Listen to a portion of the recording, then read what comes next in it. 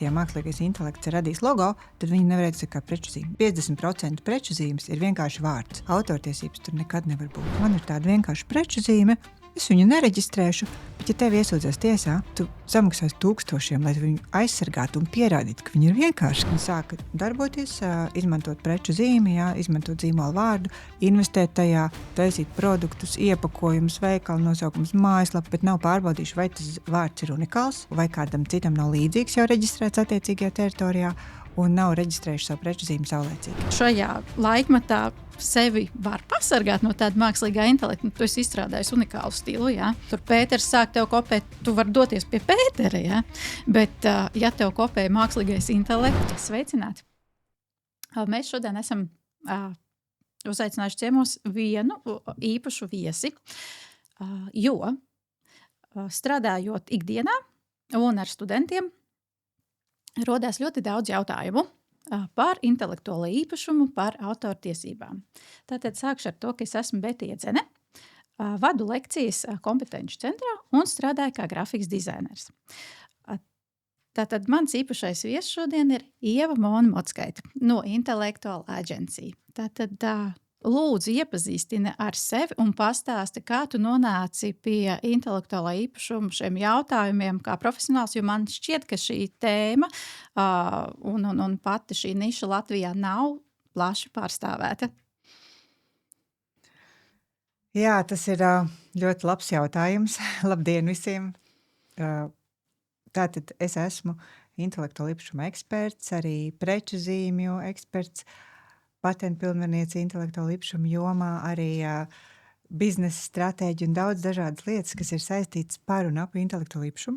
Bet, ja mēs skatāmies, tad tieši kā es šeit nonācu, tas ir tāds netipisks jautājums, kas man pat nedaudz pārsteidz, kā es šeit nonācu. Īstenībā tas sākās ar to, ka apmēram pirms 20 gadiem man bija pašai savs uzņēmums, un kas nebija intelektuāla īpašuma jomā, tas bija modes jomā. Un mēs tirgojam ārzemju outlets, tā kā amerikāņu outlets Latvijā. Un tā bija pirmā reize, kad es saskāros ar preču zīmu konfliktu, kad kāds nokopēja mūsu uzņēmuma nosaukuma un atvēra līdzīgu nosaukumu veikalu.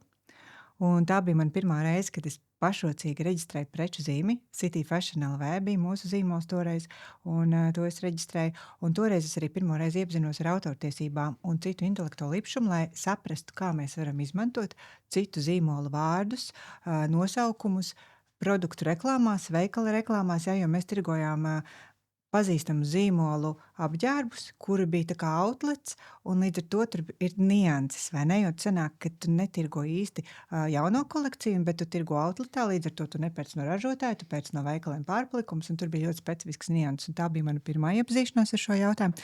Bet vispār es sāku strādāt kā intelektuālā īpašuma vērtētājs un patentu pilnvarnieka palīgs kādā vienā no senākajām Latvijas intelektuālā īpašuma aģentūrām, apmēram pirms 15 gadiem, un šobrīd šī aģentūra jau ir pārdotā ārzemju uzņēmumiem, un mans savukārt uzņēmums Intellectual Agency ir radies apmēram pirms 8 gadiem.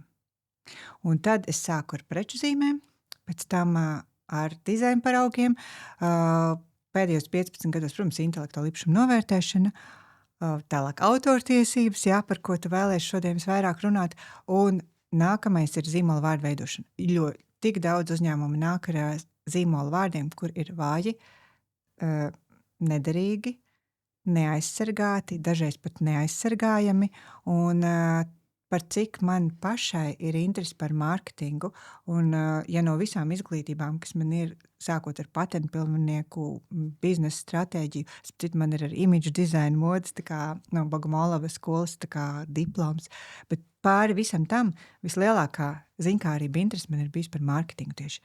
Līdz ar to mēs tagad piedāvājam arī veidot zīmola vārdus, sākotnēji pirms gadiem, 5, 6 tas sākās kā hobijs, bet šobrīd man jau ir kurs par to, un pat ir vesels jaunas teorijas par veidiem, kā atrast labāko vārdu, gan nosaukumu, gan produktiem, gan kursiem, gan programmām, un izmantojot ne tikai biznesa, juridiskās, bet varbūt arī tādas ezotēriskas pieejas, jo, lai viss ir balansā pilnīgi no visām pusēm.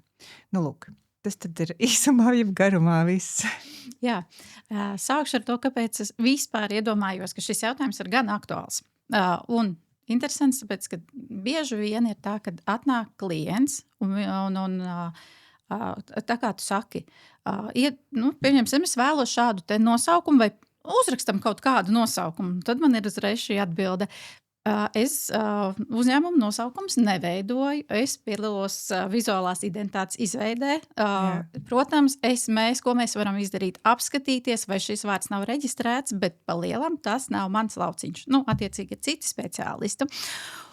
Un šajā sakarā es atceros pirms mēneša, varbūt pat 2, tev bija tāds ieraksts sociālajos tīklos, kad kāpēc uzņēmēji ir gatavi ieguldīt savu laiku, finansējumu, zīmola, vizuālā identitātē, bet nepadomā par juridisko pusi un kā sevi aizsargāt.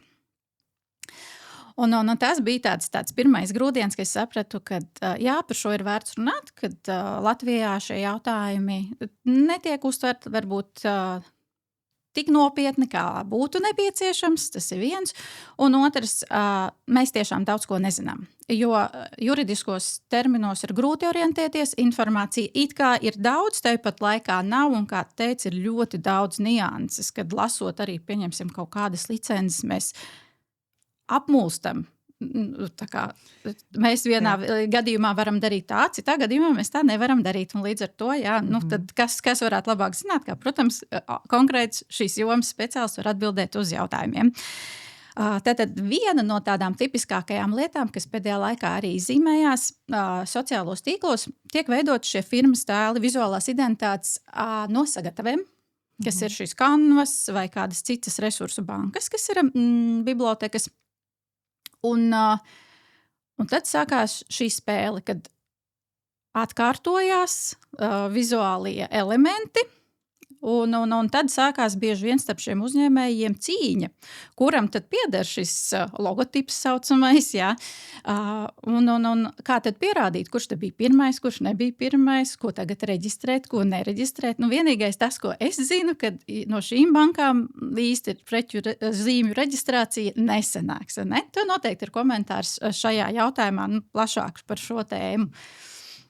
Tagad tu atvēri tik plašu tēmu, jo patiesībā tajā tavā jautājumā ir ietvertas preču zīmes, pat iespējams dizaina paraugi, autortiesības, vispār biznesa stratēģija kopumā, jo, pirmkārt, ja es tā kā sadalītu pa solīšiem, tādas vienkārši lietas. Pirmais ir jāņem vērā. Katram biznesam ir zīmola vārds. Zīmola vārds ir vienīgais vārds, kas pavadīs biznesa radītāju, vadītāju, komandu un pat klientus katru dienu.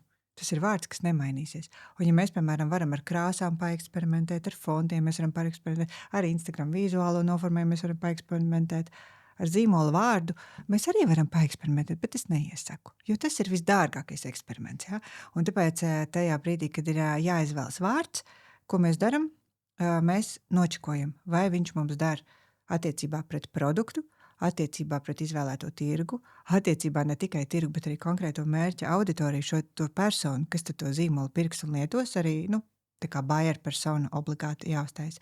Tad mēs notestējam, vai viņš tā kā cenu kategorijā, emocionālajā, vērtību skalā, visās šajās skalās ietilpst un patīk. Un tad mēs ķeramies pie juridiskā jautājuma. Vai līdzīgs vai identisks vārds jau nav reģistrēts tajās teritorijās, kurās mēs plānojam darboties. Ja mēs plānojam darboties Latvijā, un mēs zinām, ka mēs nebūsim Lietuvā, Igaunijā un Polijā, pārbaudam Latvijā. Pārbaudam arī Eiropas Savienības preču zīmes, jo Eiropas Savienības preču zīmes arī ir spēkā Latvijā, jo mēs esam Eiropas Savienības dalībvalsts, bet mēs pārbaudam tajā teritorijā. Ja mēs zinām, ka mums būs arī Amerika un Austrālija, mums ir jāpārbauda arī tur. Jo citādi taisīt ilgtermiņu plānu nav gudri. Un tad, kad mēs esam pārbaudījuši, tas vārds ir drošs, mums ir, protams, vēl viens arguments, ko es nepateicu, galvenais, lai pašam patīk. Jo, ja nerezonē, tā ir īstenībā tā nosmējies, bet īstenībā tā ir interesanta lieta. Ļoti bieži man bijuši klienti, ka viņi saka, man šis vārds īsti nepatīk, bet es toreiz gāju pie mārketinga aģentūras, un viņi man teica, ka tas ir ļoti labs tā kā risinājums, un viņš ir atbilstam tirgus prasībām un produktu segmentiem, un veicot mārketinga stratēģisku analīzi, tā ir tendence un trends, uz kuru mēs ejam. Es teikšu, jā, labi, bet vissvarīgākais ir, vai tev pašai patīk, vai tu gribi to vārdu dienā lietot, jo Steve's Jobs izvēlējās vārdu tādu, kā viņš gribēja, nevis tā kā mārketinga aģentūra viņam ieteica. Un tā ir tāda svarīga lieta, tu jau arī zini, par cik tu veido arī logo identitātes, vai ne? Tu jau neliec savu identitāti klienta plānā, vai ne? Tev ir sava logo identitāte, bet tad, kad tev klients saka, tu uztaisi man logo vai preču zīmi vai produktu iepakojumu, tu atver ausis un klausies, kas ir tava vīzija, kas ir tavas vērtības, kur tu ej. Tu nesaki, man šķiet, ka tā vajadzētu, jā, baigais trends tagad liekam un daram, vai ne? Lūk, un paturpinot jautājumu, tātad vārds, otrs ir logo. Un ar logo ir tieši tas process, kas ir vārdu. Ja mēs paši esam radījuši logo, uzzīmējuši, jā, pat ja mēs viņu esam uzzīmējuši uz salvetītes, jā, un iedevuši dizainerim, lai pārliek uz datora, mēs esam autori, jā, tā kā ja mēs to logo esam kaut kur novilkuši, tad tam logo ir kāds cits autors.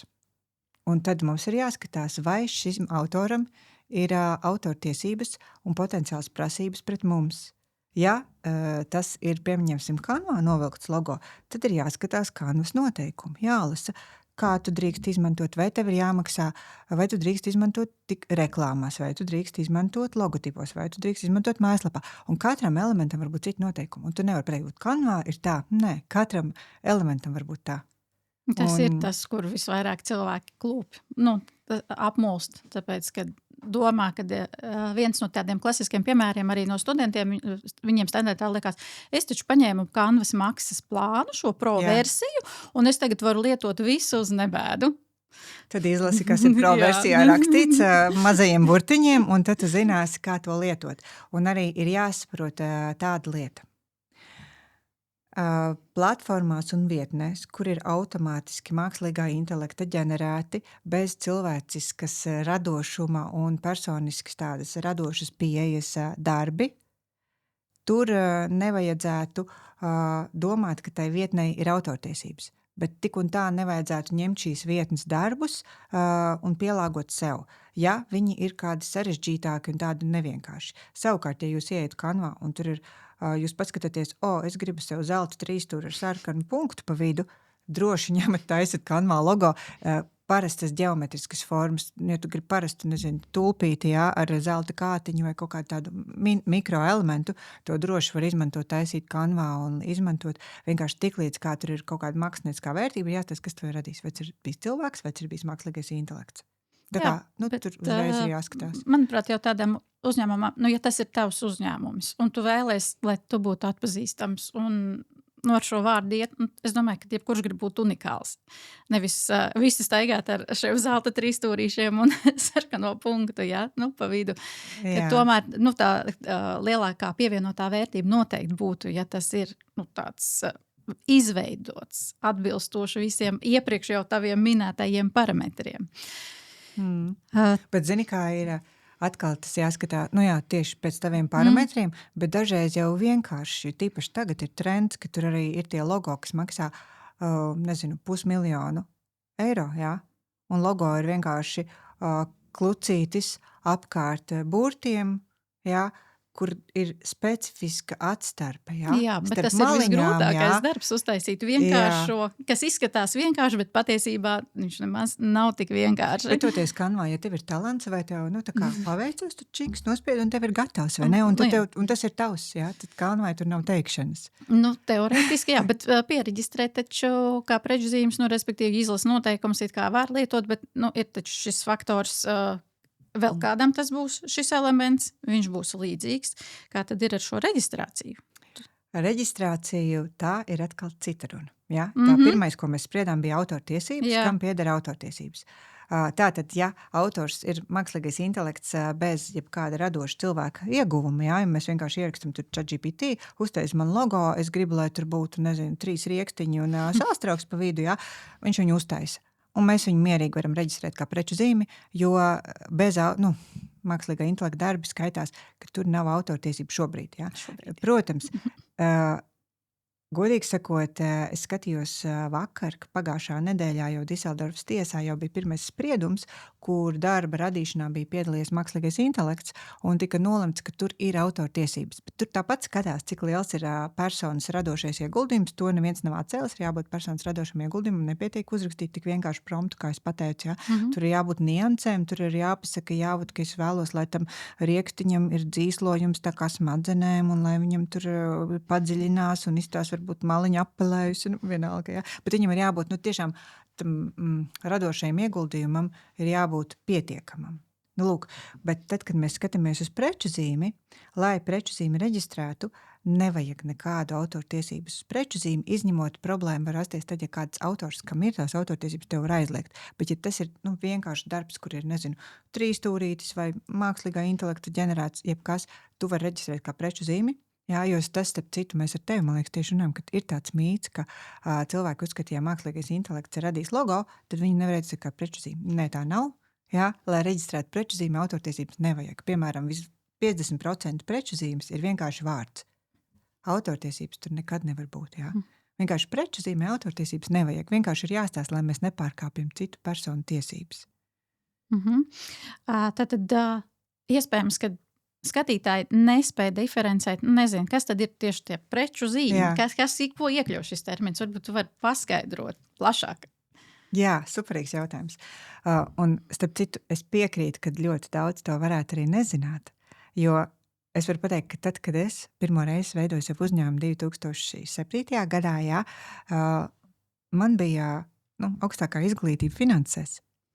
Es nezināju, kad man vajag preču zīmi. Es par to uzzināju tikai tad, kad bija problēma. Patiesībā, un starp citu, to uzzināju vispirms, tad, kad mēs savu zīmolu, kurš ir angļu valodā, gribējām pielikt izkārtni, un mums vajadzēja Rīgas domas atļauju, jo nedrīkst likt pie ēku sienām uzrakstus angļu valodā, ja nav reģistrēta preču zīme. Ja? Un jau tas bija iemesls arī reģistrēt preču zīmi, ne tikai tas, ka tur kāds kopēja to vārdu. Un kas ir arī interesanti, pagājušā nedēļā man bija tikšanās ar Prāgā, Čehijā ar vienu uzņēmēju, kam pieder vairāki uzņēmumi. Un viņš arī teica, kas tā preču zīme tāda ir? Un viņš darbojās jau 10 gadus. Jā, viņš gan darbojas nekustamo īpašumu jomā, kur tas varbūt tas intelektuālais īpašums nekustamo īpašumu jomā. Varbūt es teiktu tā, nekustamā īpašuma joma varētu būt viena no tām retajām, kur intelektuālam īpašumam nav tik liela nozīme. Jo pārsvarā, es teiktu, 90% uzņēmuma vērtības ir nemateriāli. Jā. Varbūt nekustamo īpašumu jomā tieši tā ir viena no retajām, kurā tā nav. Jā. Un viņam 10 gadu pieredze, apgrozījums vairākos miljonos, viņš pastāsti, kas tad ir tā preču zīme. Tā kā tavs jautājums ir tieši vietā. Un preču zīme ir apzīmējums, ar kuru patērētājs var atpazīt viena uzņēmuma produktu no otra. Kā piemēram mikrofonam virsū rakstīts, tā ir preču zīme. Un tu prasi, kāds tev mikrofons? Man ir Shure. Ok, skaidrs.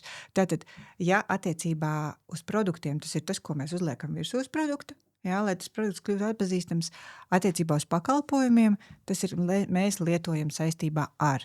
Tā kā, piemēram, kompetenci centrs, jā, šī ir preču zīme, un tad saku, kur tu mācies kompetenci centrā? Skaidrs, tā tad ir preču zīme. Jautājums par preču zīmi. Tātad svarīgi arī saprast to, ka arī nereģistrēta preču zīme var būt preču zīme. Protams, viņai tiesību ir ļoti maz salīdzinoši, jā, jo viņas ir grūtāk pierādīt, ir dārgāk un tā tālāk. Viņai nav vērtības, jo viņa nevar ielikt bilancē, jā. Bet tik un tā ir preču zīme.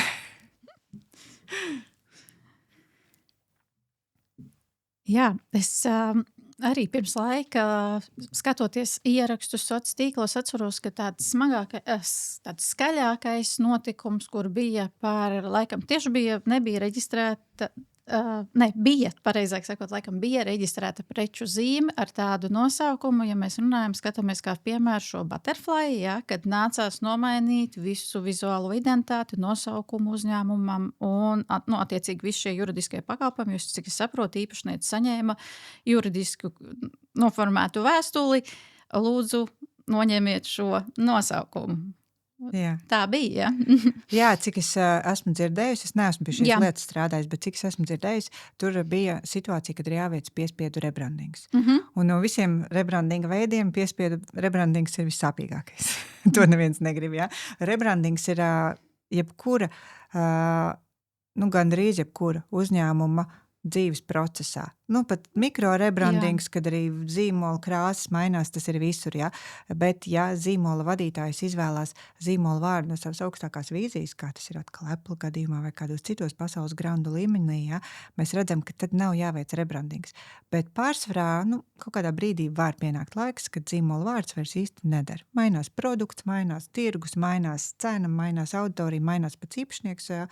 Viss kaut kas var mainīties, tā kā pie tā var nonākt.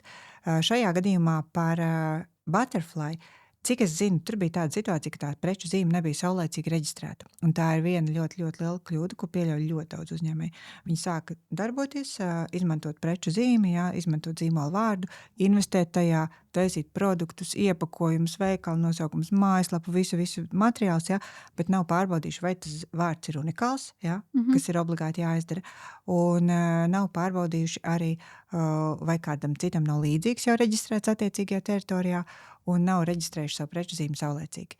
Un tajā brīdī var nonākt situācijā, ka atrodas kāds, kam ir reģistrēta agrāk preču zīme, un viņš tev paprasīt nomainīt visu brendu. Ja tev ir produkti fiziski, viņš pat var arī, kā lai sakām, iznīcināt tos produktus.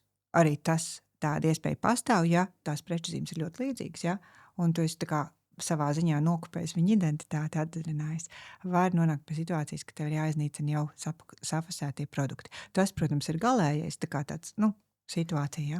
Bet es tieši šodien Tirniecības rūpniecības kamerā biedriem stāstīju par, varbūt zini tāds Neurogam, ir tāda kožļājumā gumija ar kofeīnu, kas rada tādu enerģijas boostu, ļoti pazīstam biohakeru vidū, un tas brands ļoti ātri attīstījās, un 10 gadu laikā no tā, ka viņi tie īpašnieki veica, lai dabūtu finansējumu savam biznesam, viņi pat eksperimentēja ar medikamentiem uz sevi. Tā, ka, lai būtu nauda, ko ieguldīt biznesā. Un, Amerikā arī diezgan labi maksā par tādu piedalīšanos tajos. Un tas viens no līdziepašniekiem pat stāstīja, ka viņš darīja tā, ka viņš strādāja 4 stundas, gulēja 20 minūtes, strādāja 4 stundas, gulēja 20 minūtes, un tā non-stopā 6 mēneši. No nulles veidoja savu zīmolu. Tagad 10 gadu laikā viņi ir uzbūvējuši līdz 10 miljoniem mēnesī apgrozījumu, bet viņiem bija tieši tāda problēma kaut kādā, pēdējo pirms kaut kādiem 5 gadiem uzradās preču zīmes īpašnieks, kas pieprasīja viņiem noņem preču zīmi un piedraudēja, ka viņš pilnībā iznīcinās to brendu, jo viņam bija agrākas tiesības, un viņi nebija saulēcīgi to nočikojuši, pārbaudījuši, un viņiem nebija resursu, to izdarīt. Un tajā brīdī, kad viņi sāk tur izsināt, ja viņiem būtu bijusi agrāk preču zīme, vai pārbaudīt preču zīmi, vai pat zināšanas, kā šo lietu risināt, viņiem nebūtu bijis tik liels šoks, stress un problēma. Viņiem sanāca tajā situācijā tas, kad Amerikā viņi atrada, caur pazīstamu investoru, kas nostājās viņu pusē, veica sarunas ar pretējo pusi, piedraudēja, ka, jo lieta bija tāda, ka viņi to lietu būtu vinnējuši. Vienkārši viņiem tas izmaksāt ļoti dārgi. Un tā ir tāda baigā kļūda, ka uzņēmēji domā, bet man ir tāda vienkārši preču zīme, es viņu nereģistrēšu, bet ja tevi iesūdzēs tiesā, tu samaksās 1000, lai viņu aizsargātu un pierādītu, ka viņi ir vienkārši kaut vai, Bet, ja tev ir reģistrēta preču zīme, kas Latvijā vispār ir oficiālā nodeva 185 eiro, tev ir garantija, uz 10 gadiem tev ir aizsardzība, un ja kādam kaut kas nepatīk, tu saki, kur man ir reģistrēta preču zīme. Datums tāds, numurs tāds, produkti tādi, logo izstās šādi, viss. Ja tev tas nav, tev viss ir jāpierāda. Kāds atnāk, saka, viss beidz lietot. Tu teiksi, paga, bet es jau 10 gadus lūdzu pierādu, kur tev dokumenti, ka 10 gadus lieto. Ja tev ir preču zīme, tev nekas nav jāpierāda. Viss ir redzams reģistrā. Principā sanāk, kad šādos gadījumos uzvar tas, kurš pirmais aizgāja un piereģistrēja šo preču zīmi, vai ne, un nosaukumu. Precīzi, tāpēc, kad preču zīme tiesības ir prioritātes kurš tiesības. Strādāja, galvenais, kurš to juridiski noformēja korekti. Konceptuāli jā, bet ne līdz visām niansēm, jo taisnība ir tam, kas sāka lietot pirmais. Bet vienkārši lietošana ir grūti pierādīt, jo tev ir jāparāda, kā tu viņu lietoji, kur tev ir paraugi, kur tev ir rēķini, ko cilvēki ir pirkuši, vai tu viņu piesipinājusi produktu bildes ar atpakaļejošiem datumiem. Un, piemēram, Latvijā to vēl pierādīt ir iespējams. Jā? Tāpēc, ka Latvija ir maza valsts, tu vari savākt. Bet, ja tev ir jāpierāda, ka tev tā preču zīme bija Eiropas Savienībā, jā, un tev ir 27 valstīs jāvāc visi dokumenti, pierādījumi pa gadiem, tieši kā tu to logo esi lietojis un cik cilvēki viņi nopirkuši un jāvāc ir rēķini un tā tālāk. Un tas ir praktiski nereāli. Jā? Ja Eiropas Savienības preču zīmes oficiālā nodeva ir 850 eiro un tev ir reģistrācija visās 27 valstīs uz 10 gadiem, jā. Tas ir pilnīgi nesalīdzināmas lietas, jā. Tāpat, kas Ņurogan īpašnieks teica, viņam tur miljonos. Viņš būtu zaudējis visu brendu, tāpēc, ka viņš vienkārši nevarēja atļauties tiesāties. Nevis tāpēc, ka viņš būtu zaudējis, viņš būtu vinnējis, jā. Jo tas, kas bija iebildes, viņam bija dzērieni, jā. Un tur pat nedaudz cita kategorija un ilgstoši tiesājoties, viņš būtu vinnējis. Bet tur ir tas uz tādas robežas, jā. Es saku, tas ir nedaudz kā šahs ar pokeri kompozīcijā. No vienas puses. Tu vari būt amatieris, izlasīt grāmatā, kā iet visas figūras, bet, būsim reāli, no tā tu nesapratīsi, kā tā spēle notiek. Bet, protams, primitīvi, ja tev ir jāizdara tikai pirmais gājiens, tad tu vari paskatīties, kā citi dara, iekstīt GPT, kā parasti uzsākam šahu spēli, GPT tev pateiks, tu izēji, kur man ir, es pieteicu preču zīmi, vai tu viņu pieteici pareizi. Tas jau ir nākamais jautājums, tas jau ir stratēģijas jautājums. Un nākamais, kas ir nepietiek ar zināšanām, stratēģiju, laukumu izkārtojumu. Bet vēl dažreiz ir jāmāk blefot kā pokeri. Ja? Un tad, ja viens tev uzbrūk, tu parēķini, kas viņam ir, ar ko tu vari pretuzbrukumā iet, ar ko tu vari piedraudēt, cik viņš zaudēs. Un es varu pateikt, ka mēs šādi atrisinām neskaitāmas lietas. Ja mums kādam klientam ir iebildums, mēs arī skatāmies, ko otra puse var zaudēt. Ja mēs darīsim šādu darbību, ja mēs šādu darbību, cik viņam izmaksās šis, ja? Un mēs vienkārši paskatāmies, ko mēs varam spiest pretī, ja? Lai viņš teikt, labi, nav vērts. Nē, neko liekamies mierā. Ko tu, lai viņi tur lieto to preču zīmi mirst. Tā kā es negribu tērēt tur. Neviens negrib tērēt laiku, naudu un enerģiju konfliktos, jo mēs jau taisam biznesu, lai mēs taisītu biznesu, nevis lai tiesētos un uzturētu, advokātus, tiesnešus un tā tālāk un savus nervus bojāt. Ja? Līdz ar to vienmēr var kaut kādu stratēģiju izdomāt, tā kā arī, kam varbūt ir sakars, protams, ar intelektuālo īpašumu tiesībām, jo ir jāpārzina tie šaha spēles noteikumi, bet blefošana arī bieži vien tā kā palīdz, jā. Un es, man liekas, novirzies no tev jautājumu. Tas nekas. Mēs te ļoti daudz lietojam šos intelektuālais īpašums. Es zinu, ka tu arī veic šo intelektuālā īpašuma skanēšanas, šo procesu, jā, viņš saucās IP skani. Tad arī varbūt īsos vārdos lai cilvēks saprot, kas tad ir šis intelektuālais īpašums, ko viņš var aizsargāt. Jo citreiz jau liekas, tiešām, logo un vārds ir vienīgais, ko es varu aizsargāt, un ar to arī manas tiesības beidzās. Sievokš gaisa. Tā kā šī ir tāda top tēma, jā, jo, kā mēs zinām, mūsdienās pasaules biznesa lielākā vērtība ir nemateriāla, un tas ir intelektuālais īpašums, bet tā saka, ka tas ir, bet īstenībā es teikšu precīzāk, tas var būt intelektuālais īpašums. Jo dažreiz uzņēmējiem liekas, ka viņiem ir intelektuālais īpašums, bet patiesībā viņiem nav. Jo viņi nav pareizi aizsargājuši, viņi nav pareizi noformējuši, viņi nav pareizi visu sakārtojuši, un līdz ar to man kā liekas, ka tev tas pieder, bet īstenībā tev nepieder. Un tā ir tāda, maldīga situācija, ka mēs domājam, ka mums visiem ir intelektuālais īpašums, un iespējams, ka ir, bet iespējams, ka nav. Jā, un tāpēc ir šis audits. Jā, un tagad sadalīsim pa detaļām. Tātad. Ar ko sāksim? Pirmais intelektuālais īpašums, ko katrs var iegūt, ir komercnoslēpumi. Bet komercnoslēpumi nerodas automātiski. Komercnoslēpumi ir speciāli jāaizsargā. Ja, piemēram, es tev saku, vai es tev kaut ko parādīšu, un pēc tam beigās saku, zini, bet tikai nevienam nesaki, jūs ir komercnoslēpums. Nē, tas nav. Es tikko zaudēju savu komercnoslēpumu. Ja es tev gribu kaut ko parādīt, man ar tevi ir jānoslēdz līgums vai jāiegūst no tevis cita veida apstiprinājums, rakstisks, mutisks, biznesā es iesaku rakstisku, ja, ka tas, ko es tev tūlīt teikšu vai rādīšu, paliks noslēpumā. Un tikai tad tas var būt komercnoslēpums. Ja es tev kaut ko jau esmu parādījis un pēc tam pasaku, kas tas ir noslēpums? Vai tas nav komercnoslēpums. Otrs, kas smieklīga lieta, smieklīga un interesanta lieta, cilvēki e-pasta beigās raksta, viss šis e-pasts var saturēt konfidenciālu informāciju un komercnoslēpumu, lūdzam to tālāk neizplatīt, un ja jūs tur netīšām viņu saņēmāt, tad lūdzam izdzēst. Tieši kāds varēs atcerēt komercnoslēpumu. Es neesmu ko parakstījis, ja?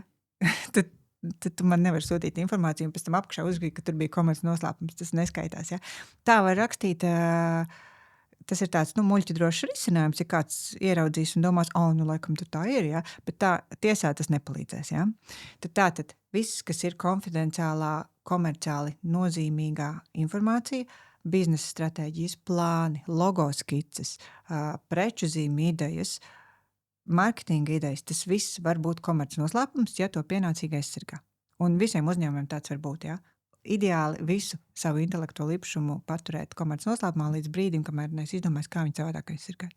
Un tad nākamais ir preču zīmes, zīmola vārds, logotipi, ja? Tas viss, to visu var aizsargāt kā preču zīmi. Dizainparaugi, produkta ārējais veidols. Varbūt gan trīsdimensionāls, kā šis. Varbūt arī, piemēram, aplikācija, mājaslapas dizains, plakāts, varbūt divdimensionāls dizainparaugs. Tad autortiesības. Arī te visiem uzņēmumiem ir autortiesības. Galvenais saprast, kā viņas pareizi aizsargāt. Un vēl, kas ir svarīgi, pasūtot outsourcā darbus no citiem autoriem, pārliecināties, ka pēc rēķina apmaksas autortiesības pāriet tavā rīcībā vai tavu uzņēmumu rīcībā, ka tas ir tavs autor.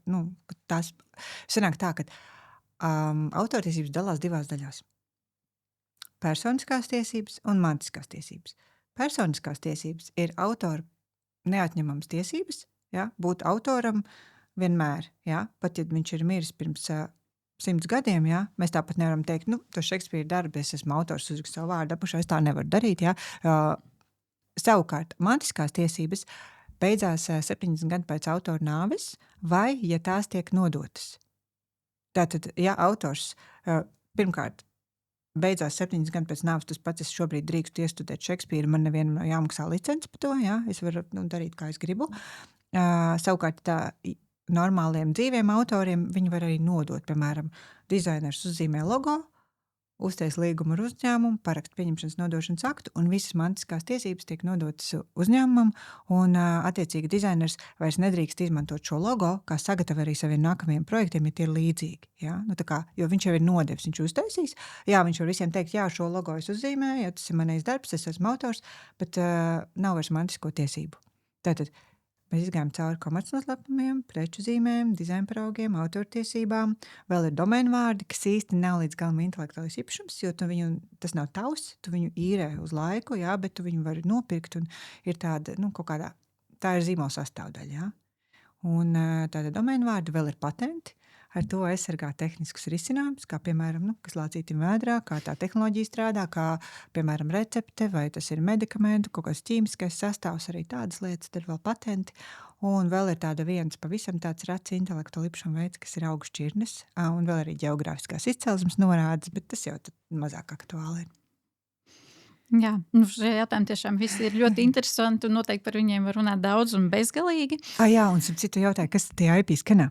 Tātad IP skanā mēs izējam cauri uzņēmuma tiem intelektuāli īpašuma aktīviem, kas ir svarīgākie un būtiskie uzņēmumam, plus mēs arī izskatām komercializācijas stratēģiju, biznesa kopējo stratēģiju, kas ir tirgi, uz kādiem tirgiem ir vērts iet. Mēs veicam agrāko tiesību pārbaudu preču zīmēm, paskatāmies, ko ir vērts reģistrēt kā dizainparaugu, kas ir kā preču zīme, ko var aizsargāt bez maksas ar autortiesībām, ko ir obligāti jāaizsargā ar komercnoslēpumiem, kā novērtēt intelektuālo īpašumu, kā panākt, lai viņš bilancē pareizi parādās.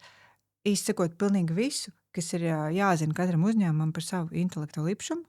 Un es patiesībā iesaku to izdarīt katram vismaz vienu reizi mūžā. Lielie uzņēmumi to dara reizi gadā, daži pat vairāk reizi gadā ir kaut kāds izmaiņas biznesā tā kā iekšā, bet iesaku to katram izdarīt vismaz vienu reizi mūžā, lai paskatītos, kas tad ir kas un kā ko aizsargāt. Mm-hmm. Un tad arī secīgi mēs varam nonākt tālāk pie tēmas, iedvesma un kopēšana. Bieži vien arī man strādājot, skatoties, kas notiek visur sociālos tīklos, vidē, arī maniem studentiem un tāpat arī citiem radošo jomu speciālistiem rodās šis jautājums, kur tad beidzās tā robeža, kad skaitās iedvesma un kurā brīdī ieslēdzās kopēšana, jo parasti gribās saprast, tā vienkārši tā veidā, vai tas ir izmērams, proporcionāli, kaut kādi procentuāli. Tā kā, lai saprast, ka tiešām es esmu iedvesmojies, es neesmu kopējis, jo citreiz jau ir cilvēki, kas kopē darbus apzināti tiešā veidā, bet gadās citreiz māksliniekiem radīt darbus, kur viņus pēc tam sauc par kopijām, viņi to ir izdarījuši neapzināti. Kā tad to mēs tagad varam diferencēt? Kur tad ir tā kopēšana un kur ir šī iedvesma? Jo tur, man liekas, ir diezgan smalka robeža. Nu, ja tas netiek nokopēts tiešām brutāli, mēs tur paņemam glāzi un uztaisim tieši tādu pašu, jā. Bet citreiz ir tāda, nu es nezinu, kā toreiz par to Mickey Mouse arī bija, jā. Nu, ja mēs piezīmēsim Mickey Mouse cepuru, nu, vienalga, Mickey Mouse paliek Mickey Mouse un viņam ir šī aizsardzība, jā. Bet, nu, ja tā pele, pieņemsim, tagad kļūst vienkāršāk, nu, tāds primārākais, laikam, piemērs ir tirgus bodītais, mēs bieži vien redzam šos it kā populāri zināmos tēlus, bet viņi ir tādi, nu, nedaudz sakropļoti, un viņi tiek tirgoti. Jā. Un tad tā ir iedvesma vai tā ir kopēšana? Tagad tur ir atkal ļoti daudz šķautnes, kurās var skatīties. Īstenībā pēc mūsu sarunas var uztaisīt ar notebook LM mind mapu, kā to skatīties. Bet tātad pirmais ir atbildi par smalko līniju. Par to strīdās tiesā. Ja? Un tad tas, kas zaudē, tas joprojām vēl domā, ka viņam ir taisnība, un visi viņa piekritēji domās tāpat. Ja? Līdz ar to tur nav konkrēts tā kā matemātikā, mēs varam pateikt jā, nē, nu, 1 + 1 ir 2, vai, nu, tas nav 3 un tas nav 18. Ja? Bet lai gan es teiktu, ka tagad šobrīd kvantu zinātnēs arī matemātikā vairs 1 + 1 nav 2, un tur atkarībā, kurā jomā tur viss mainās, ja? Bet juridiskās lietos ir vēl tā kā krasāk, ja? Galvenais arguments, par ko ir jāpadomā, ir patērētāju uztvere. Tātad, kā domās patērētājs? Ja tu ieej veikalā un skaties, šis izstās pēc Mickey Mouse ar izkropļot cepuri, tātad visticamāk arī tiesa atzīst, ka tā ir kopija, parodija vai reputācijas graušana vai tā tālāk. Ja? Jo intelektuāla īpašuma konfliktos nav tā, ka ir tikai preču zīme pārkāpums vai patentu pārkāpums, tur nāk arī citi aspekti klāt. Ja? Piemēram, cenšanās iegūt labumu no cita uzņēmuma izveidotas reputācijas. Labs piemērs ir, tagad zini, varbūt Lululemon. Ja? Jā, tagad Melo Lemon. Jā, un tagad ir Mumu Melon. Ja? Un viņi tiesā strīdās par to, vai tā ir kopēšana vai nē, jo tīri matemātiski, nu, tur nesakrīt tie burti. Arī konceptuāli, nu, nesakrīt, vienam ir citrons, otram ir meloni, ja? Bet, ja mēs skatāmies no reputācijas viedokļa, ir skaidri redzams, ka otrs uzņēmums cenšas iegūt sev labumu no Lululemon iepriekš smagi gadu gaitā iegūtās reputācijas rēķina. Ja? Un attiecībā uz autortiesībām izstādēs, piemēram, ko dara Banksy, parodija ir ok, jo tā ir māksla. Ja? Biznesā tā ir peļņas gūšana uz cita iepriekš iegūtas reputācijas rēķina, un tas jau vairs nav ok, un tur ir jāskatās, jā, vai tur var kaut ko redzēt, jā. Tāpat tās ir negodīga konkurence, arī tās ir arguments. Tas nav tā, ka tikai preču zīme patents ir skaties, kas vēl tur nāk klāt, jā. Tad ir personiskās tiesības, jā. Ja tu izmanto personas balsi, vai tu izmanto personas sēju, jā, tad arī tas ir ļoti svarīgi skatīties. Tā kā ir svarīgi, vai tu to dari izklaidēji mākslai mācību nolūkos. Nu, piemēram, ja tu taisi kursu, tu vari izmantot visu tur logo, tur Coca-Cola likt uz vāka un teikt, re, kur ir Coca-Colas logo, jā.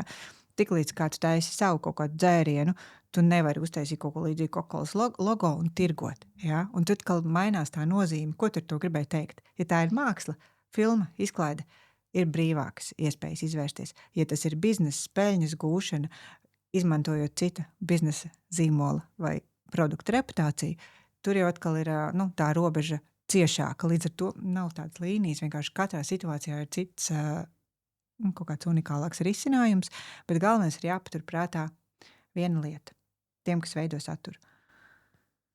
Nekopēt citu personiskās tiesības. Tātad vārds, uzvārds, seja, balss, jā.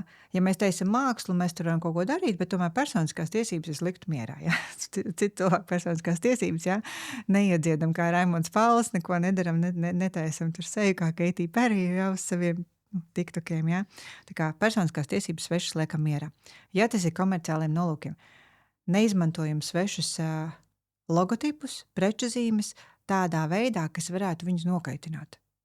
Piemēram, ja es tagad sēdētu un dzertu šeit dzērienu, nezinu, Red Bullu, jā, Red Bullam nebūtu nekādi iebildumi. Ja es dzertu Red Bull un pateiktu, ka es tikko no viņa saindējos un man paliks slikti, jā, tad viņam jau varētu sākt rasties iebildumi. Ja? Tāpēc tāpatās, kā mēs skatāmies, tu pieminēji Mickey Mouse. Disney's ir reģistrējis visas savas autortiesības, gan Amerikā kā autortiesības šo to, jo Amerikā ir iespējams reģistrēt autortiesības. Eiropā nav tāda prasība, un Latvijā arī nav tāda prasība, bet Amerikā var reģistrēt autortiesības. Vēl ir dažas valstis, kurās var reģistrēt autortiesības, un tas dod to skaidrību, kurš ir tas datums, kad viņi stājās spēkā, un arī kurā brīdī viņas beigsies. Bet ko vēl dara Disneys? Viņi reģistrē visas preču zīmes, lai varētu izsniegt licenci. Tātad Mickey Mouse, nāriņas, viss tur Vinijs Pūks, tās visas reģistrētas preču zīmes. Piemēram, man Latvijā ir klients Ričijs Rū. Un Ričijs arī ir reģistrēts gan vārds, ja, gan arī lācis, lai uzņēmums varētu izsniegt licences. Ja, un tad mēs ejam veiklā, mēs redzam, ka ir kaut kādi jau bērnu ēdieni Ričijs Rū, un ir tur džemperīši Ričijs Rū. Un tie visi produkti ir uz licences pamata ražoti. Vienkārši uzņēmumam Ričiem Rū maksā kaut kādu procentu vai konkrētu summu par katru pārdoto produktu un var iegādāties licenci. Un tāpēc ir svarīgi to preču zīmi reģistrēt pēc iespējas plašāk, ja tu gribi sniegt licenci. Savukārt Disney gadījumā ir tā, ka viņi čeko. Ja tu gribi ražot gultas veļus, pilvenus vai drēbes ar Disneyu, tev būs jāmaksā licenci. Ja tu gribi kaimiņu dzimšanas dienā uzcept torti ar Mickey Mouse, Disneys tev neprasīs maksāt licenci par torti. Ja tu gribi attīstīt toršu biznesu un tirgot kursus par torču taisīšanu ar Disneya, tiem visiem, un tev būs kaut kāds vērā ņemams apgrozījums, tad tev jāmaksā licenci. Savukārt, ja tu tās tortas cep nelielā apjomā, viņiem tas netraucē, jo tas promotē biznesu. Daudz vairāk bērni skatās multens un tā tālāk. Ja tu tās tortas taisītu tīzlas, neglītas un negaršīgas, tad, labi, protams, Disneys nomiks tev nerakstīs un neteiks, lūdzu, pēc cept šitās tortas ar Mickey Mousiem, un tad bērniem nepatīk, jā, Mickey Mouse pēc tās tortas apēšanas, jā. Svarīgi ir skatīties, kāds ir reālais nodarījums, jā. Un arī tas ir, kas ir ļoti interesanti, jāņem vērā. Tad, kad tu kaut ko dari, skaties, vai tev kāds brīdina. Ja tev atsūt brīdinā vēstuli, tad izvērtē un skaties, kas notiek. Nav tā, ka, piemēram, ja tu tagad uztaisīsi piparkūkus ar Mickey Mouse figūriņām, izdekorēs kā Mickey Mouse un pārdos Ziemassvētku tirdziņā, nebūs tā, ka tev uzreiz atnāks un tev konfiscēs piparkūkus, jā? Tā uzreiz nav. Protams, kad ja tu tirgo Louis Vuitton somiņas savā pagrabā viltotās par 12 eiro, ja, tad, protams, pie tevis var ierasties policija un paņemt visas tavas somiņas, jo tur ir, tā kā tas ir skaidri zināms, ka tā ir reģistrēta preču zīme, ir skaidri redzams pārkāpums, un jā, un tā kā tas ir savādāk, ja. Bet, ja tu dari kaut kādas tādas mazas, nevis mazas lietas, bet tu iedvesmojies, ja tev jautājums par iedvesmošanu, ja tu iedvesmojies tā nelielā apmērā, tu vari notestēt, un ja kādam nepatiks, tad tu saņems brīdinājumu vēstuli, un tad brīdinājumu vēstulē redzēsi, par ko tieši ir brīdinājums. Bet galvenais ir censties, radot kaut ko, paskatīties, kādu citu personu intelektuālo īpašumus izmantoju. Ja, no kurienes man ir piegriezni, no kurienes man ir trafarets, no kurienes man ir dizaina elements, ja? Vai tur ir autortiesības vai nav. Ja? Tad, ja nav, tad viss kārtībā. Un tu principā sanāk, es varu uzzīmēt gleznu, gandrīz tādu pašu kā cits autors, jā? Ja mēs neņemam tur, pieņemsim, Da Vinci vai kādu no šiem mega, jā, lielajiem tos kā reiz var, jo viņiem autortiesības beigušās un tur neviens tā neko nevar padarīt. Tāpēc jau tās reprodukcijas visur ir. Bet tās viņas tiešām arī var ņemt un tirgot, jā? Jā, protams, autortiesības beigušās. Ja tu nesaki, ka tu esi autors. Ja nesaka, ir autors. Jā, un ja tu nemelo un nesaki, ka tas ir oriģināls, tas ir kaut cits pārkāpums par maldināšanu. Bet, ja tu saki, tā ir reprodukcija, protams, jā. Jā, tāds viss ir tāds diezgan tā padomājumi, ko mēs darām, kā mēs darām, jā, jo es zinu, ka dara to galvenais pašu. Nemelot un nezakt viss. Jā, un tas ir tāpat, kā es zinu, ka ar Tūtas lapas viņu arī, ar Tūtas lapsu viņi arī reģistrēts, viss preču zīme un dizaina parauga, es zinu, kad ir, bet es zinu, ka viņi arī šiem kūku tirgotājiem, vienkārši tu tieši sāk stāstīt par kūkām, un es zinu, ka bija kūku tirgotāji, kas saņēma šīs vēstules, lai viņi neizmanto šo tēlu, ka tā ir reģistrēta preču zīme. Es nezinu, kā tur tālāk tas viss turpinājās un tā tālāk, bet jā, es zinu, ka saņēma brīdinājumu vēstules. Tur acīm redzot vienkārši, tas ir tas autors nolēma, ka es nevēlos, lai tu izmanto manis radīto tēlu. Viss, vai ne? Un tad ir jāpieņem šie noteikumi. Ja viņš ir pret, tad mēs tā vairs nedaram. Ja? Jā, Es, protams, vēl skatītos, kādā mērā var to ietekmēt, bet, protams, tieši tā ir biznesa stratēģija. Ja tu negribi, ka kāds taisa kūks taisa, tad, un tas, tu zini, ka tas ir autora darbs un vēl tā ir reģistrēta preču zīme, protams, tev ir tiesības to aizliegt. Protams, mēs varam skatīties, preču zīme tiesības attiecās tikai uz konkrētām precēm un pakalpojumiem. Tātad, ja tev preču zīme ir reģistrēta uz izklaides pakalpojumiem, es nezinu, es neesmu redzējis tās tutas lapas, ja, to preču zīmes reģistrāciju skatījusies, ja, jo šis nav mans klients. Bet es varu pateikt tā, ka, ja tā preču zīme tev nav reģistrēta kūkam, tad tu īsti tā kā to pašu preču zīmes kūkām nevar aizliegt lietot. Ja? Bet autortiesības jebkurā gadījumā ir spēkā. Un, protams, mums kā kūku ražotājiem būtu jārespektē zīmola īpašnieka intereses.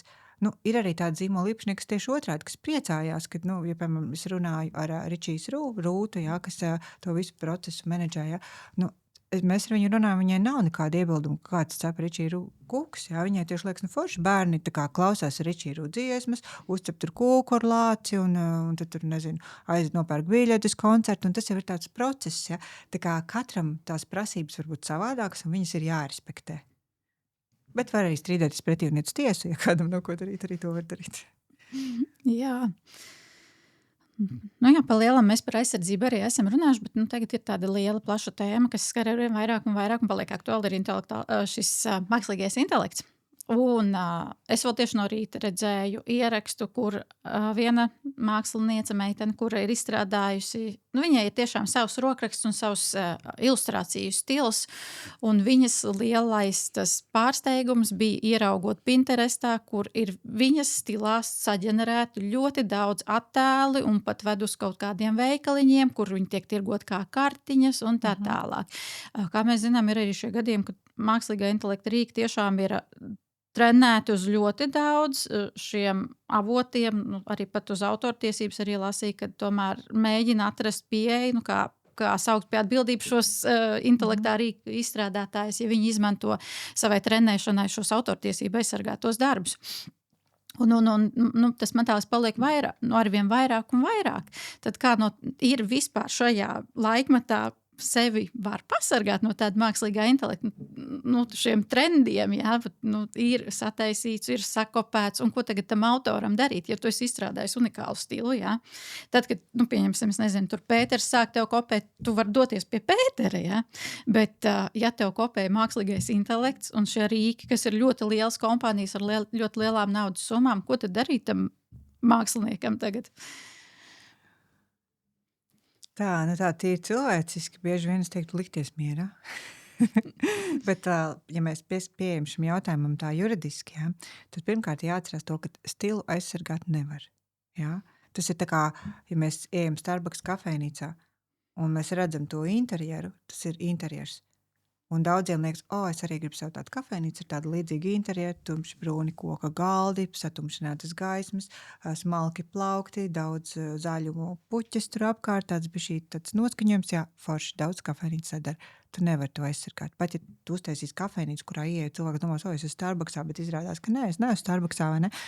To nevarētu nokopēt. Tas ir stils, jā, tā ir, tā kā, protams, tu vari aizsargāt konkrētu kompozīciju, tu vari aizsargāt, produktu dizainu, piemēram, glāzes dizainu, ja viņš ir unikāls, tu vari aizsargāt logotipu, tu vari aizsargāt kafejnīcas nosaukumu, un tu vari attīstīt savu brendu, lai visi gribētu iet uz īsto Starbucks, nevis uz kaut kādu feiku ala Starbucks, jā, un ar tām glaznām ir līdzīgi, attiecīgi māksliniecei ir jāaizsargā savs zīmols, jā, un sava reputācija, lai visi klienti, kas redz, tas ir šajā stilā, bet tu nekad nevarēsi panākt to, ka mākslīgais intelekts netaisa tavā stilā, jo mēs arī skatījāmies, piemēram, Pasaules intelektuālo īpašumu organizācijai tieši pagājušā gadā, ja nemaldos pagājušā gadā, jā, vai aizpagājušā, tas nav tik būtiski šobrīd, bija seminārs tieši par šo mākslīgā intelekta iespējām, kā tas ir, ja viņš pasaka, man lūdzu uztaisi Da Vinci un tur, nezinu, kaut kādu tādu un tādu, tur purvīšu apkopojumu glaznā, jā, un viņš ieliek abus stilus, un vēl rotko elements pa maliņām, jā,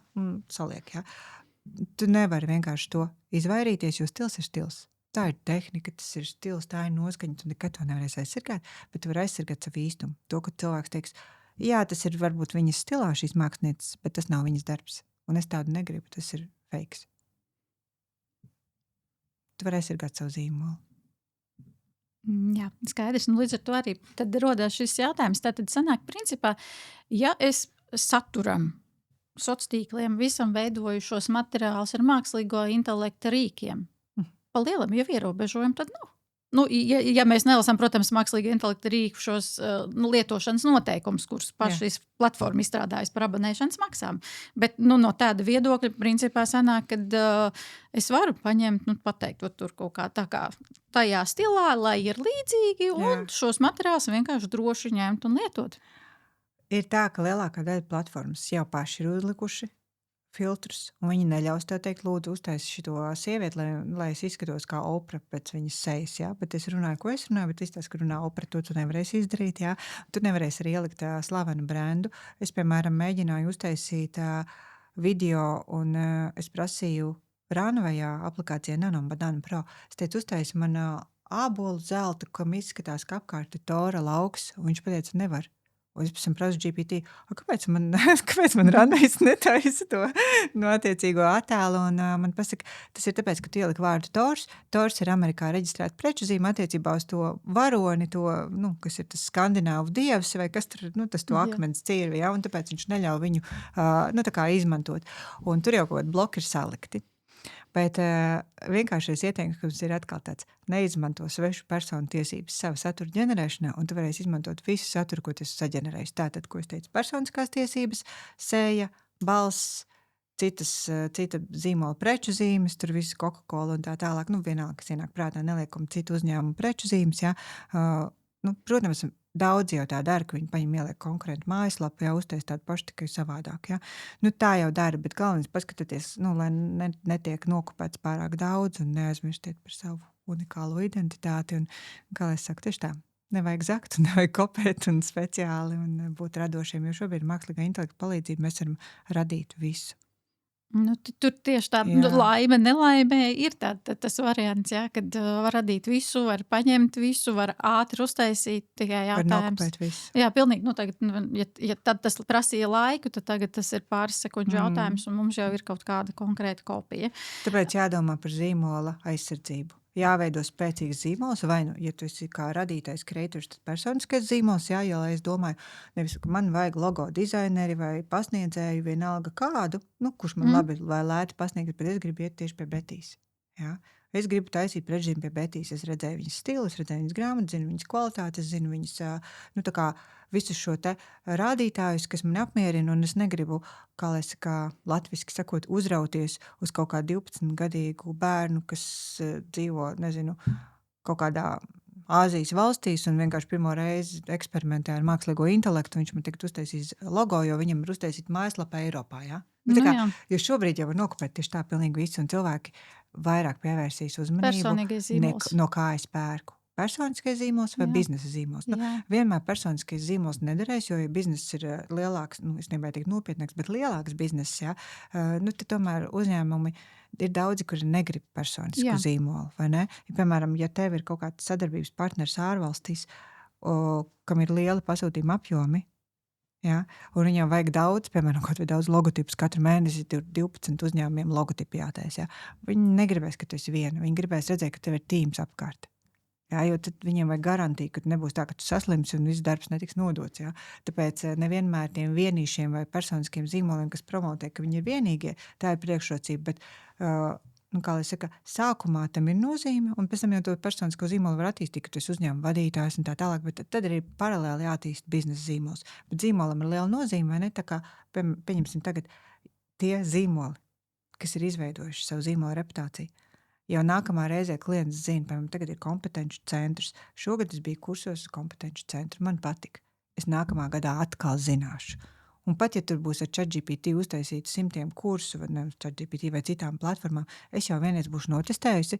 Es zināšu, kā tas saucās, ko es meklēju, un zināšu, ko es varu citiem ieteikt. Un tagad sanāk, ka jābūvē visa tā reputācija uz zīmolu. Uz to, ka cilvēks atkārtot nāk un izvēlās, kad viņš runā par to, ka citi iesaka un tā tālāk, un tas nav tieši par to produktu, bet tieši par zīmolu.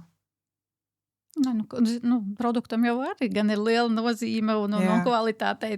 Tur jau Jā, bet tā ir arī zīmola sastāvdaļa. Es domāju, tādā ziņā, ka Latvijā šis tirgus ir gana mazs, lai mēs varētu spēlēties ar kvalitāti, jo cik tad būs šo patērētāju? Viņi beigsies, mēs neesam Amerika.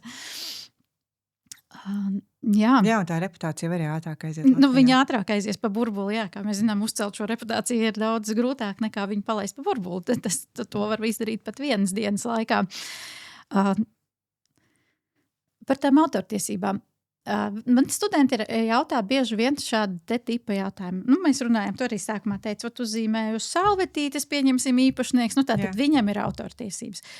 Tad, pieņemsim, ir freelanceri, jā? Mēs tagad dodamies pie kāda no freelanceriem, viņš uztais šo logotipu, jā? Vai tur izstrādā kādu unikālu dizaina paraugu, jebkurā gadījumā. Teorētiski viņš ir šis autors. Un tad klientam bieži vien ir šis jautājums, kam tad ir tās autortiesības, vai tad tas vienīgais, ja nav šis līgums, autortiesības principā paliek šīm autoram, vai ne? Jo viņš ņem kā pakalpojumu, vai tāpat kā cilvēki uzņēmumi dodās pie aģentūrām. Un aģentūra gadījumā atkal arī rodās jautājums, viņam ir daudz darbinieku. Kurš tad ir autors? Vai autors ir tas darbinieks, vai autors ir šī aģentūra? Un tas viss, tas konflikts bieži vien ir tāds, ka studentiem šis jautājums ir tāds viss nesaprotamākais, jo it kā mēs zinām, ka jābūt ir fiziskai personai, kas šo darbu radīja, ja? Jābūt ir šim kaut kādam procesam. Bet tad, kad iestājās uz darba attiecības freelance un tā tālāk, tad kā mēs šo spējam visu diferencēt, dalīt, nodalīt? Tā. Es izstāstīšu, kā būtu pareizā situācijā, un tātad viss, kas nav tā, tas ticamāk ir nepareizi. Jā. Tātad pareizi būtu tas, ka, sāksim ar lielāko un sarežģītāko case, un tie pārējie tad tur atrisināsies pa ceļam. Tātad ir aģentūra, kurā strādā darbinieki. Pirmkārt, aģentūrai ir jābūt līgumam ar katru darbinieku, par to, ka darba laikā radītie autoru darbi, attiecīgi visas mantiskās tiesības pāriet aģentūrai. Jā, turklāt, kad netiek izmantoti citu autoru darbi, tur ir tādi specifiski noteikumi jābūt visiem darbiniekiem, lai aģentūra ir pilnīgi pārliecināta, ka viss tas, kas tiek radīts darba laikā, par ko ir samaksāts, par ko klients ir pasūtījis, ka tas pieder pirmkārt aģentūrai. Un pēc tam aģentūra slēdz līgumu ar klientu, ar šo te pasūtītāju, un tajā līgumā tiek norādīts, parasti norāda tā, ka pēc pieņemšanas nodošanas akta parakstīšanas visas mantiskās autortiesības pāriet pasūtītājiem. Protams, ja ir runa par kaut kādu tādu darbu, ka, piemēram, tu drīkst izmantot šo zīmējumu tikai uz krūzītēm un otram cilvēkam došu licenci tikai uz šķīvīšiem, arī tā var darīt, tad nepāriet visas tiesības, bet tikai daļa tiesību vai kādā termiņā pāriet tiesības, ka tu drīkst to izmantot gadu, piemēram, pēc gada tev vairs nav tiesības. Tur var būt dažādas nianses, bet mēs runājam par mantiskajām tiesībām. Personiskās tiesības paliek tām personām, kas ir piedalījušās darba radīšanā, un tās personas var būt vairākas. Jā? Un mantisko tiesību īpašnieki arī var būt vairāki. Ja es, piemēram, uzzīmēju uz salvetītes tev logotipu, un saku, pārliec viņu uz datoru, un tu viņu precīzi tehniski pārliec, neko nemainot, tev vispār nav autortiesības par to, ka pārliks datoru. Jo tas ir tehnisks darbs, tur nav radoši ieguldījumi. Tiklīdz, kā tu saki, klau, bet reku tev tur tas jumtiņš tāds oranžs ir, atdevēs viņu uzlikšu zaļu un nedaudz platāku. Un tas ir radošais darbs, un tev uzreiz rodas arī autortiesības. Un te ir 2 autori, ja? Un tādi ir 2 autori. Ja tu, piemēram, paskaties koncertā, tur ir tik daudz autori. Tur ir skaņu autors, tur ir skaņu režijas autors, tur ir vārdu autors, tur ir izpildītājs, kam ir blakus tiesības, tur ir ļoti daudz, tas ir kopdarbs, tur ir ļoti, ļoti daudz, mēs skatāmies filmas, tur tajos, kā lai es teicu, titros, jeb tajos... Subtitros, laikam, bija, tas pēdējais, titros, bet kur ir tie pateicības, ja piesaistīto cilvēku saraksts. Un tur ir ļoti daudz līdzautori. Viens atbildē par tērpu dizainu, kas ir arī autors, jo tas ir radošs darbs. Viss, kas ir radošs darbs, tur ir autors. Līdz ar to nevajag baidīties, ka vienam darbam varbūt, ja tev ir uzņēmumā 10 darbinieki un katram ir kaut kāds izdevies pie viena logotipa, skaidrs, ka viņi ir personisko tiesību ziņā iespējams daudz līdzautori, bet tam nav tik liela nozīme. Svarīgi ir, kam tas pieder. Nē, labi, es nevaru teikt, ka tā nav tik liela nozīme. Šekspīrs vai Da Vinčī grib, lai tomēr, ka viņa vārds ir zem tā darba parakstīts, ja viņš vienatnē to ir darījis. Bet galvenais ir biznesa kontekstā tieši mantiskās tiesības. Un tur ir jābūt skaidrībai, kam viņas pieder. Tas viss ir ar līgumu atrunātiem šiem punktiem, Precīzi. un tad jautājumu nav. Jā, Tas ir un tas arī kādā pareizākais. apmērā tās Jā. tiesības ir, jā. Nu jā, un tad vēl ir tāda lieta, ko studenti arī prasa, ko es par mūziku. Izmantot sociālos tīklos. Es arī skatos, tagad TikTokā ir ļoti daudz šie gadījumi, kur stāsta par to, kad ir saņēmuši vēstules, it sevišķi Vācijā, kas nav jāmeklē Amerikā, Eiropas Savienībā. Tātad tas visdrīzāk attiecās arī uz mums, kad TikTokā ir izmantota mūzika, paredzēta personiskai lietošanai, bet izmantot ir komerciāliem nolūkiem, un tur tās soda naudas ir milzīgas. Nu, tad drošākais veids ir izmantot šos royalty free mūzikas celiņus, jeb tur arī ir jāskatās, jāmeklē licences no šīm bankām, kur tad tur atrast tagad to drošāko vietu, kā sevi šim uzņēmumam parādīt. Jo mēs pieņemsim, iedomājos tādu situāciju, pieņemsim, tev ir kāds sociālā mārketinga speciālists, un viņš tev, tu viņus paņems ārpakalpojumā, un viņš strādā, un viņš veido šos ierakstus, it kā liekas, viss ir ok. Bet, ja tu pēkšņi saņem šādu vēstuli, Jā. un tad es pieļauju, ka sākās šis bumbiņas efekts, kurš tad ir vainīgs? Vai nu pasūtītājs, vai tas, kurš it kā ir darba izpildītājs? Nu, tas, kurš ir publicējis attiecībā pret tas, kurš ir pārkāpis ir tas, kurš ir publicējis. Tas, kas publicē, jo, redzi, ja tu esi publicējis savā kontā, pret tevi jau vērsīsies autortiesību īpašnieks vai aģentūra, kas pārstāv īpašnieku tiesības, un tu tālāk jau varēsi, tad, kad tu zaudēsi tiesā, tu varēsi vērsties pret piedziņā, pret savu sociālo tīklu kontu pārvaldītāju. Ja? Bet, principā, ja tu to publicē, tā ir tava atbildība. Tāpēc mums ir jāskatās, ko mēs publicējam. Nu, tāpēc ir jāskatās. Jā. Vai nu taisam ar mākslīgo intelektu mūziku, vai arī ir daudz, kā agrāk cilvēki darīja tā, ka viņi taisīja Instagramā creator kontu, jo tad tas nav biznesa konts, un tad tu vairāk mūzikas pieejams.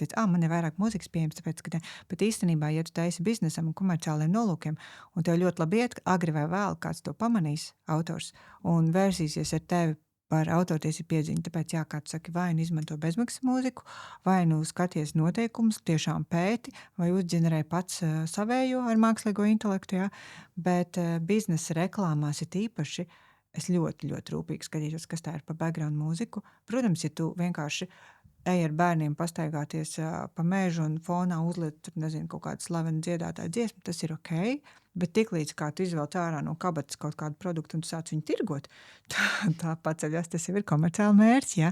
Protams, kā jau mēs sākumā runājām, ne jau katru kaut kādu lietu tie lielie uzņēmumi ies un pētīs, reku tu tur biji un tev tur ir 25 skatījumi šitam reklāmas video un tāpēc tev tur ir, jāmaksā royalty, jā.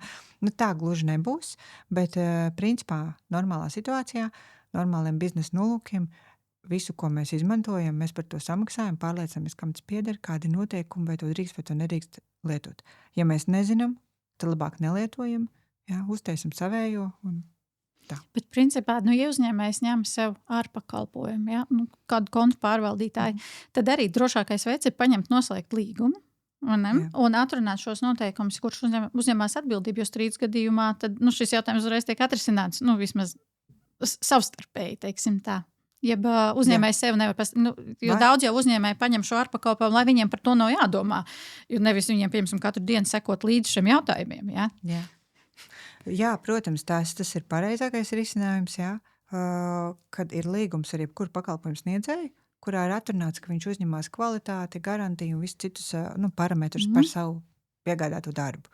Bet vienlaicīgi ir jāatcerās, ka tas arī ir nepietiek uzrakstīt līgumā, un tā ātri parakstīt, lai ir gatavs, bet arī izrunāt un pateikt, vai tu saproti, ka tu nedrīksti likt citu autoru darbus, tur manu rīlu fonā, tādas, kas ir, un ja tur būs problēma, tā būs tava atbildība, saproti, Nu, tā kā tas ir jāapsaka, jo cilvēki bieži vien, līgums parakstam, līgums galvenais samaksāt, Nu, tā kā, un neviens nepievērš citreiz tiem burtiem tik lielu uzmanību kā tiem cipariem. Un šajā kontekstā ir svarīgi saprast to, ka, ja par tevi vērsīsies, tu nevarēsi pateikt, man līgums, es pārsūtu pie savu kontu administratoru. Nē, tā nav. Tev būs jādīlo ar to pārkāpuma, ar to agrāko tiesību īpašnieku, jeb to personu, kas pret tevi vērsies, un pēc tam tu varēsi tālāk to risināt, to rezultātu. Tāpēc, pārbaudam un ir pārrunājuma līgums. Jā.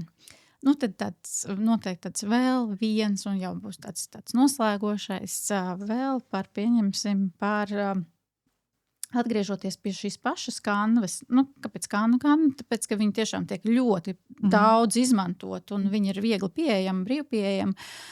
Un arī daudzi rada šo saturu ar kanvu, ja? Nu, ar elementiem tirgo. Es nezinu, tur kaut kādas iedvesmas kartītes, dažādas darba lapas, nu, jebkas, ko tik vien sirds plāno, tiek viss kaut kas ar viņu radīts.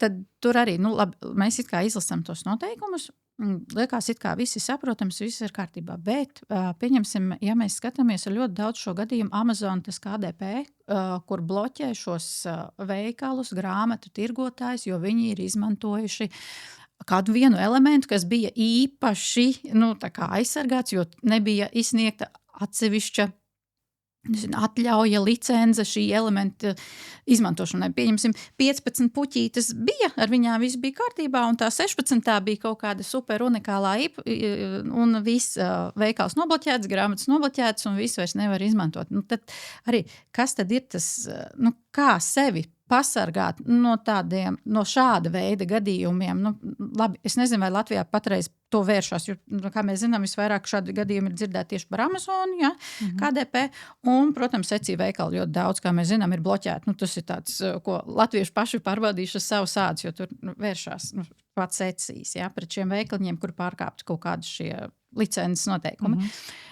Bet es pieļauju, ka tas ir tikai laika jautājums, nu, kad arī kaut kāda fiziska produkta netīšām uzgāja, un tagad pret cilvēku vēršās, jo ir tas maldīgais uzskats, nu mēs jau te Latvijā, mēs jau maziņi, mūs te neviens neredzēs, un es esmu drošībā. Jā. Nu jā, redzēs noteikti. Es iesaku tā, ja tu publicē darbu, kaut ko publiski vai tirgo produktu, pārliecinies, ka visi tie elementi pieder tev. Ja tie ir vienkārši elementi, tur kaut kāds vilnīts vai ēnas vai krāsas, nekas. Ja tas ir, tu zini, ka tev mākslinieci roku uzgleznoja dizainu, ideāli, bet tiklīdz kā tu sāc kaut ko vilkt no kaut kurienes, no internetu, no kanvas, no kaut kurienes, jā, kas nav priekš tevis speciāli radīts, pārliecinies, ka tu drīkst to darīt. Un kanvā ir viens var atrast, nu, tos noteikumus, ar viņiem ir jāiepazīstās. Otrs, protams, ja raudas kāda problēma, ātri nomainam to, ko nevajag. Jo dažreiz vieglāk ir izmainīt nekā strīdēties pretī.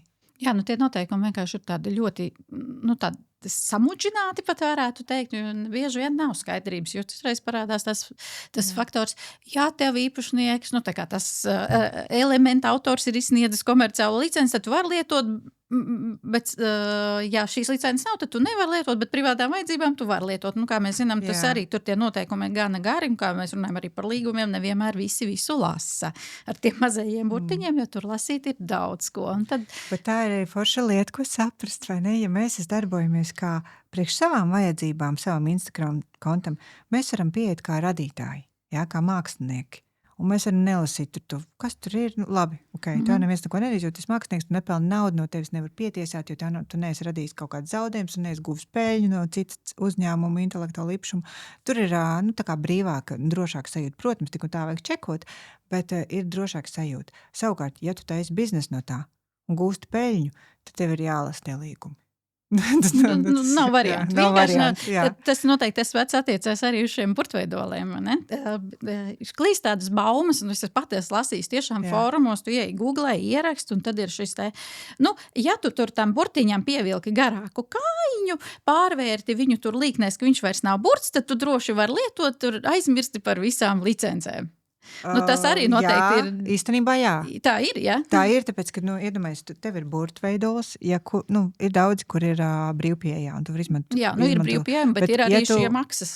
Ja tu aizem maksas burtveidolā, būsim reāli, tur ir tikai vienīgi autortiesības, jā. Autortiesības neaizliedz iedvesmoties. Ja tu šo burtveidolu pārtais tā, ka viņš neizstās vairs līdzīgs, tad jau tas vairs nav līdzīgs.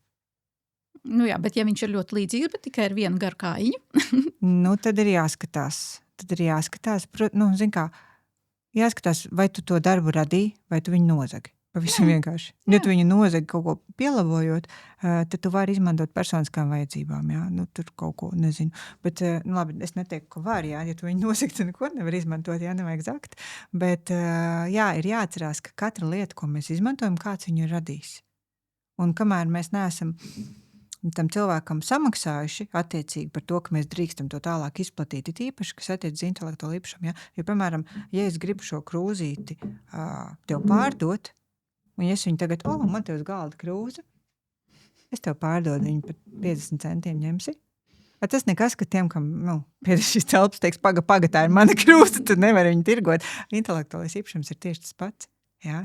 Cilvēks ir radījis intelektuālo īpašumu, kaut vai tās, kāds jau to puķīti ir uzzīmējis, kāds to burti ir uzzīmējis. Un tu teiksi, es te bišķīt ielēju ūdeni vairāk, piezīmēšu tur lukros sirsniņu un teikšu, es tev pārdodu krūzīti, mans dizains. Tas nekas, ka tā nav manējā, vai ne? Tā kā, tas tieši tā arī intelektuāla īpašuma. Ir jāskatās, jāčeko noteikumi, komerciāliem nolūkiem, biznesam ir jāpiet nopietni. Ja tu taisi biznesu, tev jālas noteikumi. Jā. Vienkārši. Jā, tiešām, tīri tik cik vienkārši, cik izlasīt, ja? Patiesībā sanāk tā, bet... Man ir vēl viena ideja. Ņemot vērā, ka autortiesību aizsardzības principi visā pasaulē ir vienādi. Ja? Tajā skaitā, piemēram, tā kā Canvas lietošanas noteikumi, Amazon, Kindle, vispārēji noteikumi, viņi ir, tā kā lai saka, vienoti visā pasaulē. Ieej savā mākslīgā intelekta aģentā, augšuplādē visas noteikumus, kas ir mazajiem burtiņiem, izstāst kur ir visi dokumenti, tādi un tādi un tādi un tādi. Es tagad gribu taisīt to un to, nezinu, tur publicēt grāmatu Amazonē, ja? Kur man ir grāmatas vāks, es paņēmu to no Canvas, kur ir noteikumi, es paņēmu šādu elementu, pats uztaisīju to, izanalizē. Un tev dabūs ļoti laba atbilde, pēc, kad, ja tu prasīsi kaut ko ļoti unikālu par savu zīmolu stratēģiju, aizsardzību tā tālāk, tad tu vari dabūt nepareizu atbildi. Pat kaitniecisku atbildi dažreiz no mākslīgā intelekta, jo viņš vispārīgo visu. Viņš tā kā visu vispārīgo pielāgo, kā lielākai daļai ir, un ja tev nav ļoti specifisks iestatījums, tu vari dabūt arī atbildi, kas tev nāks par sliktu, ja tu sekosi viņai. Bet tādās lietās kā autortiesības, kas ir starptautiskas regulas visā pasaulē, un ja tu augšuplādē noteikumus un tu augšuplādē visas situācijas izklāstu, es domāju, ka tev iedos ļoti precīzu, niansētu analīzi, kā rīkoties, pat labāku nekā tad, ja tu visus šos dokumentus pats izlasītu un mēģinātu izsacināt. Jā, tā tas noteikti arī ir, bet, protams, jāpieslēdz arī sava galva. Savs intelekts arī tomēr ir jāpielieto, nevaram paļauties tikai uz mākslīgo intelektu. Jā, šī saruna ir ļoti interesanta. Es domāju, ka šo varētu mēs runāt daudz un dikti, un vēl ir jautājumi, kurus varētu celt un augšā un par viņiem runāt, bet es domāju, ka šodienai noteikti mums pietiks. Es ceru, ka gan skatītājiem, gan mums šī saruna abām bija gan saistoša, interesanta. Un vairs nemaldīsimies tik ļoti par šiem juridiskajiem jautājumiem. Jā, un ja jums ir kādi jautājumi, jūs vienmēr varat ienākt manā Instagram kontā, uzdot kādu personisku jautājumu, var pieteikties intelektuālā mājaslapā bezmaksas konsultācijai. Šogad vēl ir tāda iespēja uzņēmējiem Latvijas, un var atrast arī ļoti daudz bezmaksas rakstus intelektuālā LV un palasīt tālāk. Vai griezties pie tevis pēc palīdzības, ja rodās juridiski jautājumi? Jā, un ja realitātē vai kaut ko atrisināt, lai zīmols ir drošs, vērtīgs un pareizi aizsargāts, tad droši nāciet, mēs esam atvērti atbalstīt, palīdzēt un attiecībā bieži vien arī izdarīt daudz ko klientu vietā. Paldies! Paldies!